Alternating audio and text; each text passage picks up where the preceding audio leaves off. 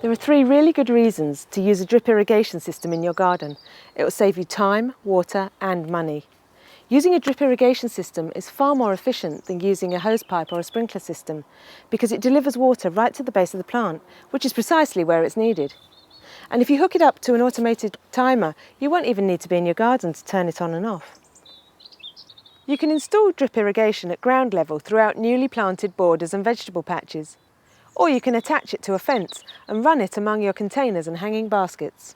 Installing a drip system is fairly straightforward and you won't need any specialist tools or knowledge. But it's worth familiarising yourself with the pieces before you start. Here are the components of your system.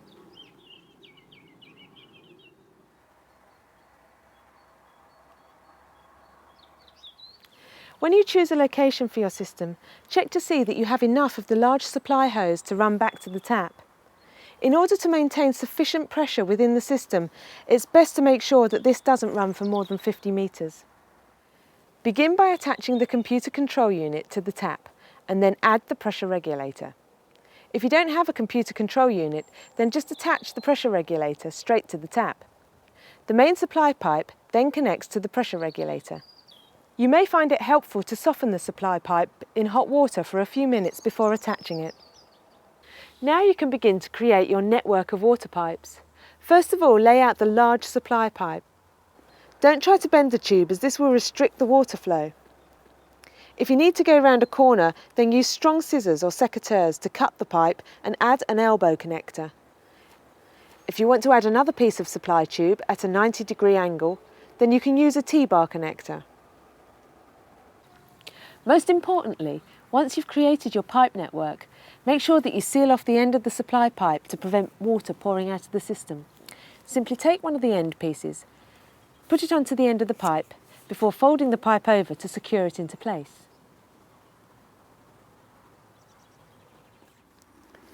Next you can start to add the microtubing, which will direct water from the supply pipe to the individual containers.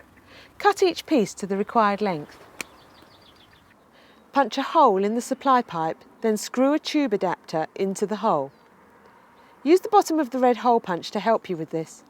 It's important to make sure that tube adapters are inserted into the supply pipe at a 90-degree angle to prevent the system from leaking. If you make a mistake, then fill unwanted holes with blanking plugs. Next, attach a microtube to each tube adapter. Next you need to attach the drippers to the end of the microtubing. Of course, if you're running a system through a border along the ground, then you may decide you don't need the microtubing, in which case attach the drippers directly into the supply pipe. Finally, you can secure the main pipe in place. If you're laying it on the ground in a border, then use the large stakes. If you want to attach it to a wall, use the white wall clips provided. You can hold the microtubing in place with the smaller stakes. So now your system's ready to go. Program your timer and then turn on the tap to check that everything's running properly.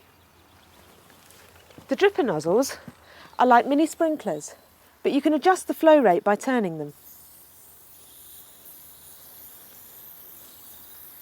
Now once your system's set up, you'll need to give it a try a few times to get an idea of how long to run it for. And this will all depend on the type of plants you're growing, the size of your containers, and even what the weather's like. But you'll soon get a feel for it. So while your neighbours are frantically running around their garden with a watering can, all you need to do is turn on a tap, sit back and relax.